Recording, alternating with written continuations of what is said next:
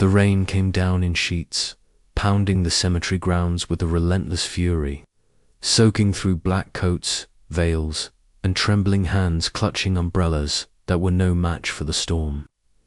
Mud pooled around polished shoes, headstones stood, like silent witnesses, and the sky itself seemed to mourn.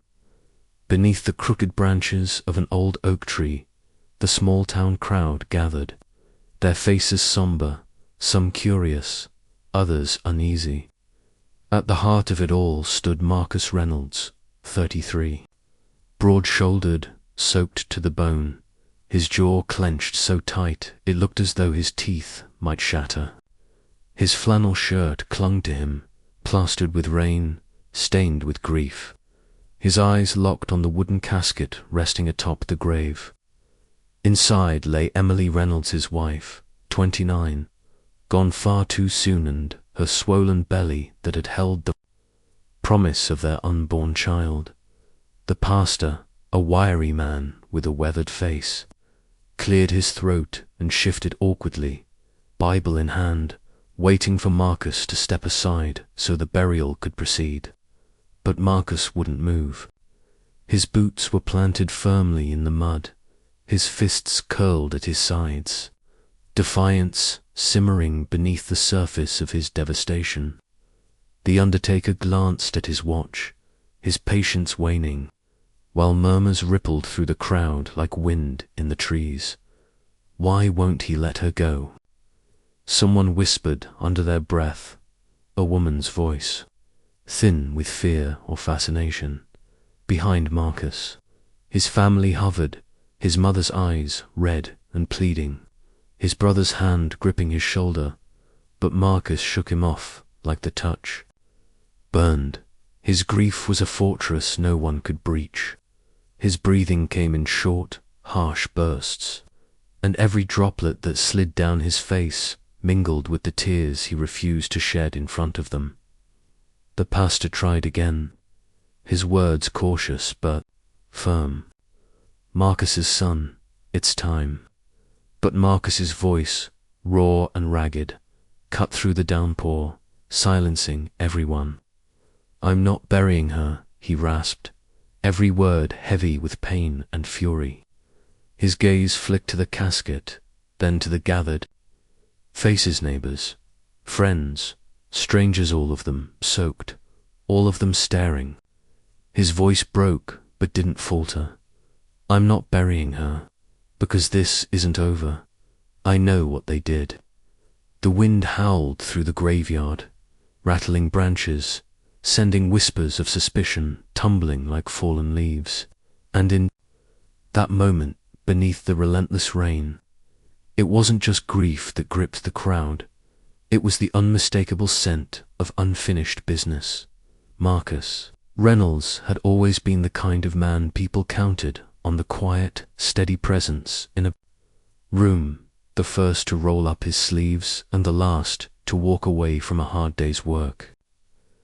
Raised by his mother in a modest house on the outskirts of town, Marcus learned early that life rarely handed out favors. His father left before he was old enough to remember his face, so it was just him and his mum scraping by, learning that pride didn't come from money but from the work you put in and the people you stood beside. By the time he was 16, Marcus was working construction after school, earning his keep, building his calloused hands and his reputation as a man who kept his word. It was at church, of all places, that he met Emily Blake, sweet, soft-spoken, with a laugh that could crack through the hardest of shells. She was the pastor's daughter's best friend, a kindergarten teacher with a quiet ambition and eyes that sparkled with something more than the small-town expectations that tried to box her in. They married 5 years ago, after months of stolen glances and coffee dates after Sunday service, and for a while, it felt like they had carved out their own little piece of happiness. But it hadn't been easy. They tried for years to have a child, their hopes rising and falling like clockwork, each negative test a silent wound. The weight of those disappointments pulled at them, but they held on. And then, miraculously, it happened. Emily was pregnant. 7 months along, glowing in ways Marcus had never seen, her hand always resting protectively over the curve of her belly. The nursery was nearly done. Their future was finally within reach. Still, not everyone celebrated their happiness. Gerald, Blake Emily's father, loomed over their lives like an immovable shadow. Wealthy, influential, and unapologetically arrogant, Gerald controlled half the town, the banks, the development projects, even the school board. His last name was stitched into the fabric of the town's history, and he made no secret of his disdain for Marcus. To Gerald, Marcus was little more than a blue-collar nobody, unworthy of his daughter and incapable of providing the life Emily deserved. His disapproval simmered beneath every forced handshake, every stiff holiday dinner. But Marcus had never cared about Gerald's money until it started costing him a few months back. Marcus lost the biggest construction contract his crew had ever bid for. The numbers made sense. His proposal was airtight, but somehow the deal slipped away. Whispers in town pointed fingers at Gerald, his invisible hand quietly pulling strings to make sure Marcus stayed in his place. The rejection stung, but it wasn't enough to break him. Not until Emily started acting differently. She grew distant in the last weeks of her life, distracted, always looking over her shoulder.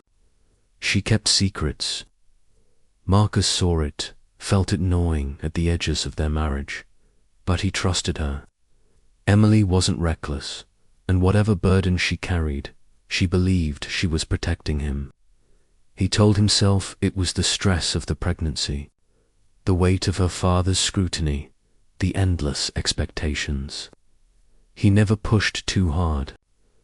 Now he wishes he had. Emily's death was ruled a car accident, train-slicked roads, a curve taken too fast, no foul play. That's what the report said.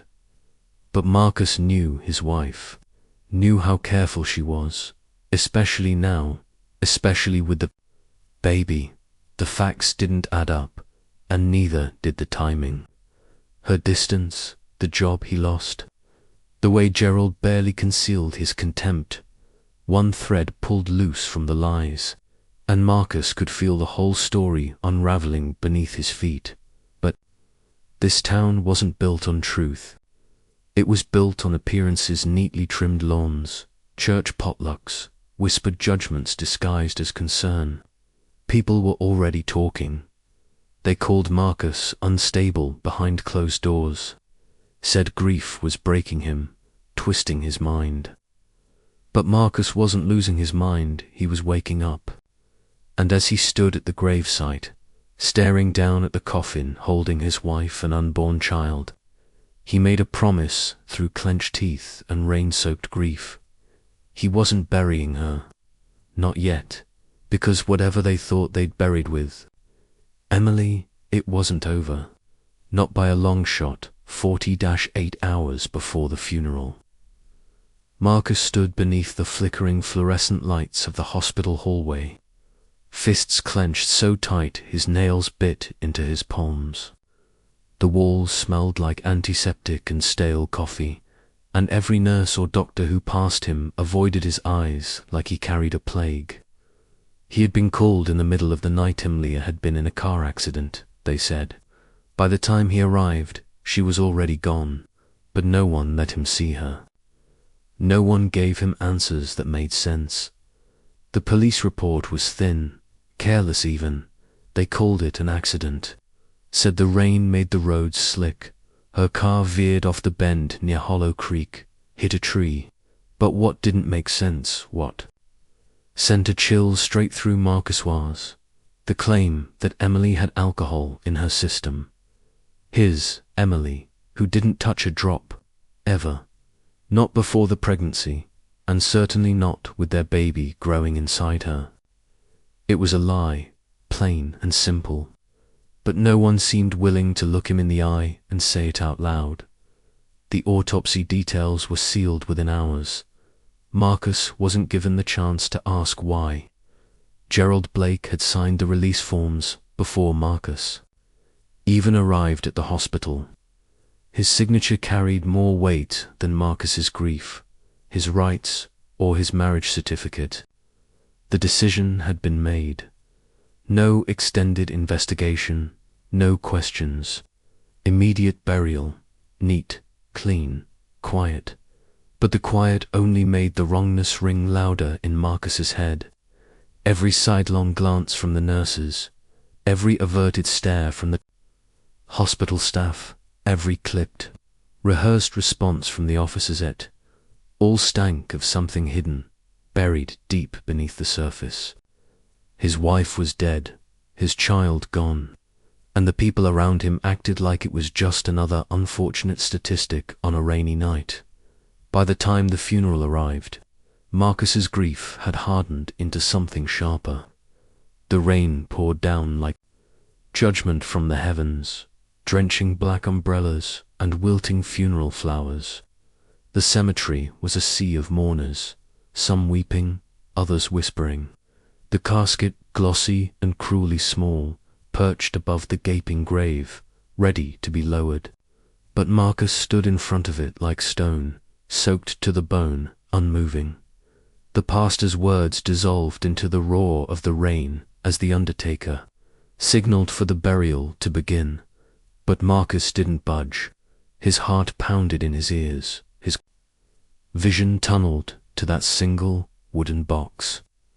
His mother's voice, trembling, begged him to let go.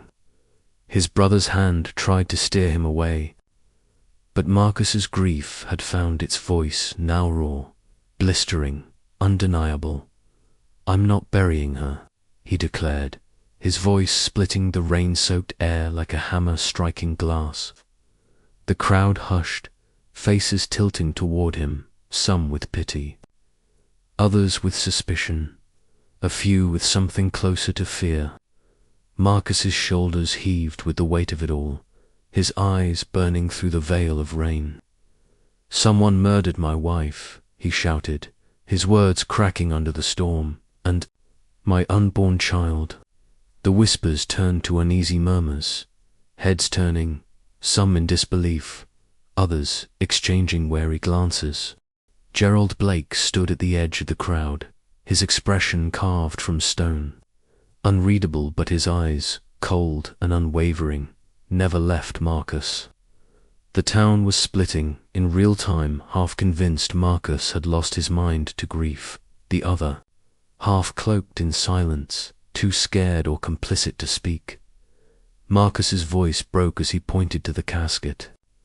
"I'm not burying evidence," he declared, every syllable etched with fury and grief. "You want to call me crazy? Fine. But I know Emily. She didn't drink. She didn't crash that car. And I swear to God, I will find out what happened."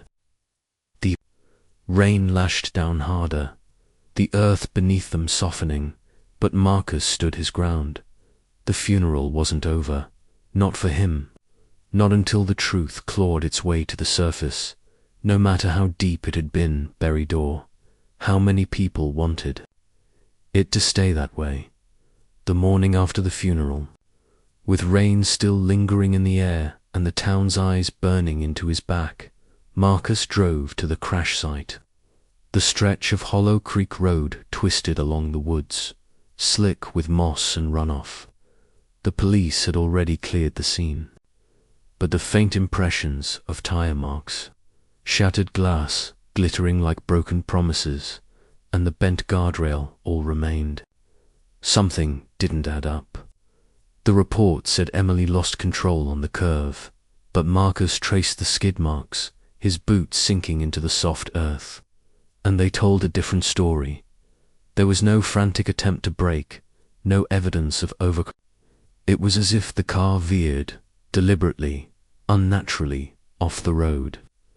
His stomach twisted, the familiar burn of suspicion reigniting beneath his skin.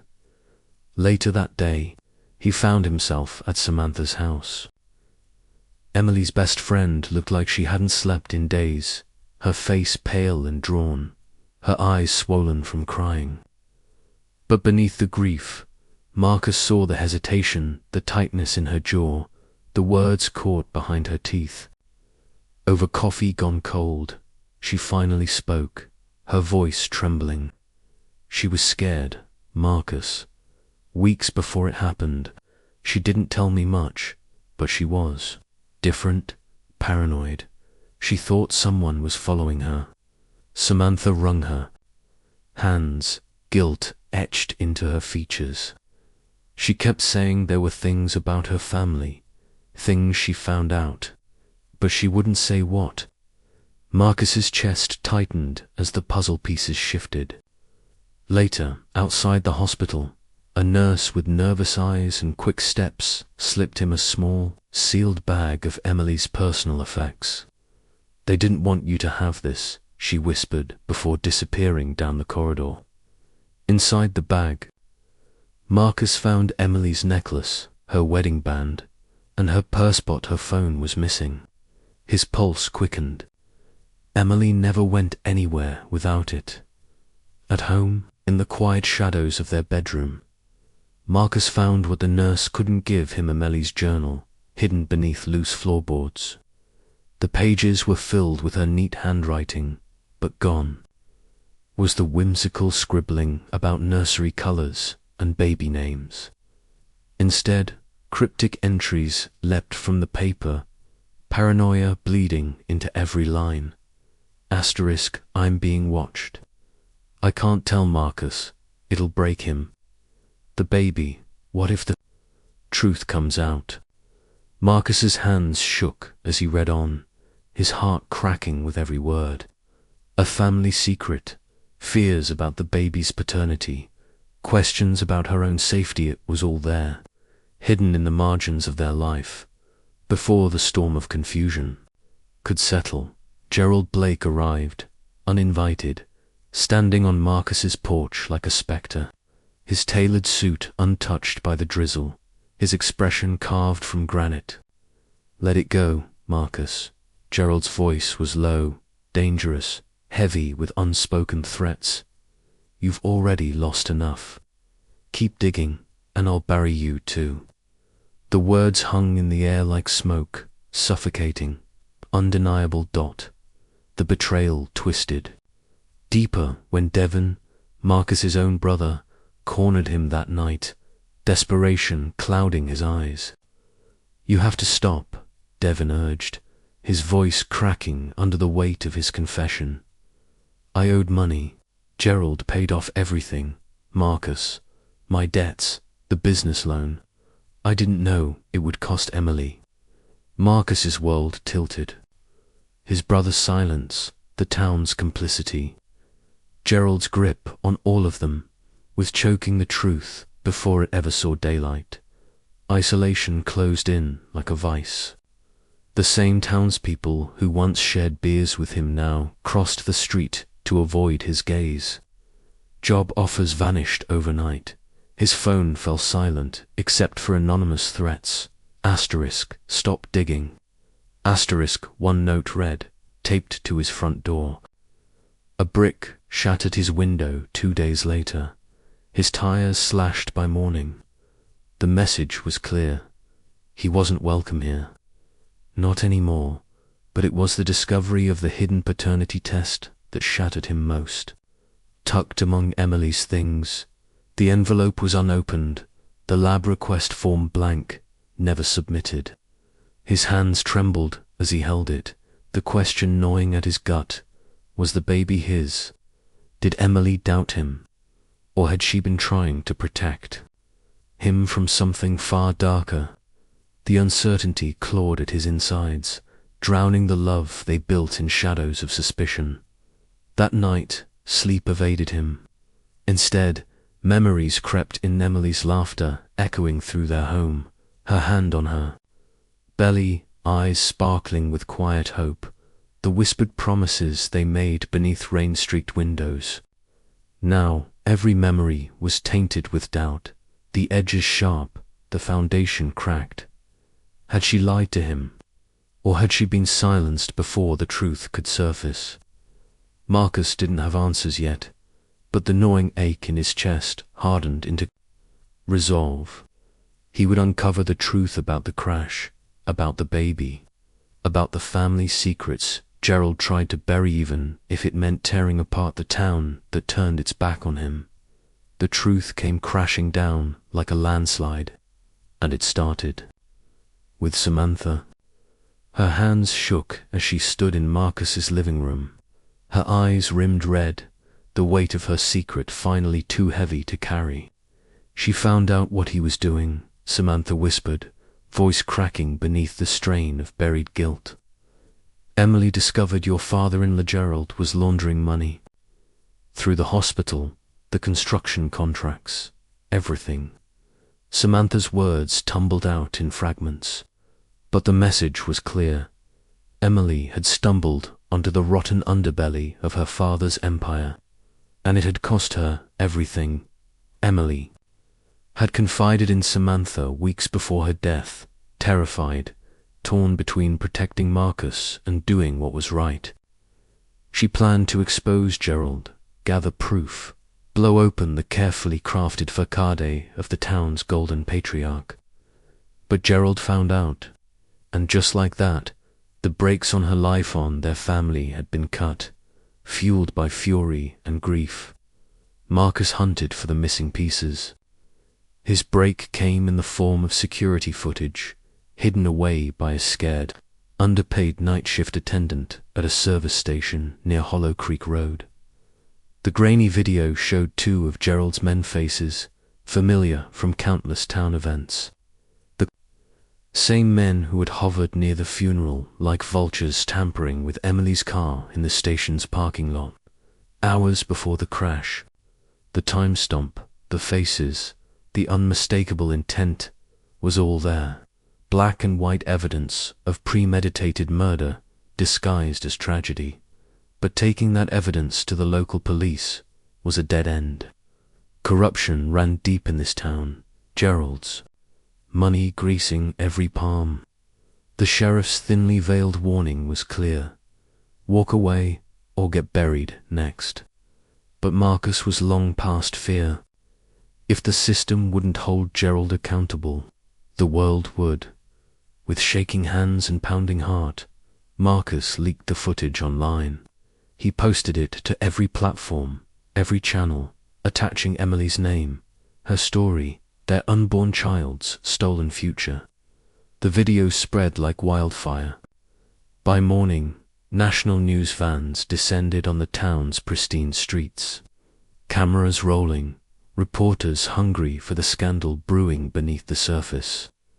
Public outrage boiled over, exposing the fractures in the town's polished image. The community, once dismissive, now divided between those who blindly clung to Gerald's power and those demanding justice for Emily, cornered. His empire crumbling, Gerald made his move.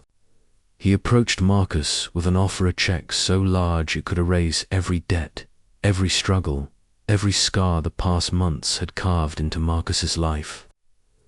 Take it, Gerald said coldly, his composure cracking beneath the weight of exposure. Stay silent, walk away. You've already lost enough.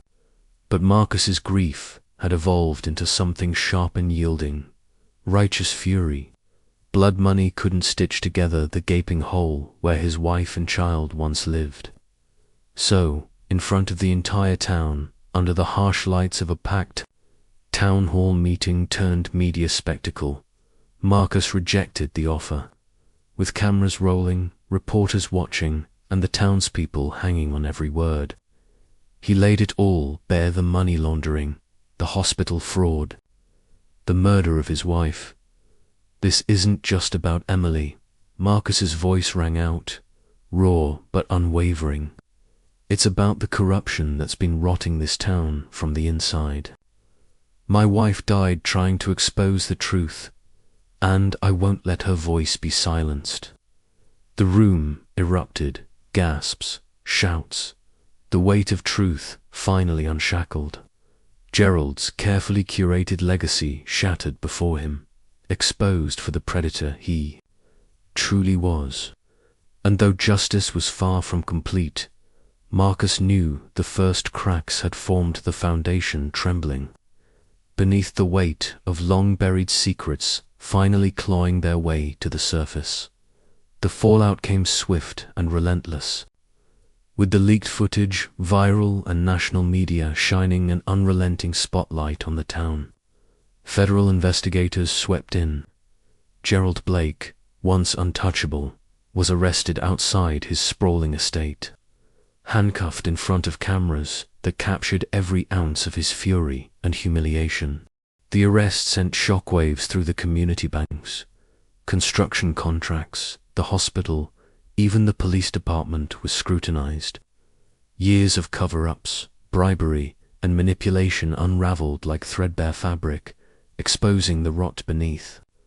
The town's polished surface, the same people who once whispered behind Marcus's back, who had crossed the street to avoid him, now approached with bowed heads and heavy hearts.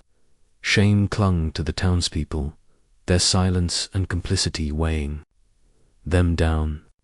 But as the truth flooded daylight, they rallied behind Marcus, their misguided doubt replaced by quiet support and collective regret. It wasn't over, but the tide had turned.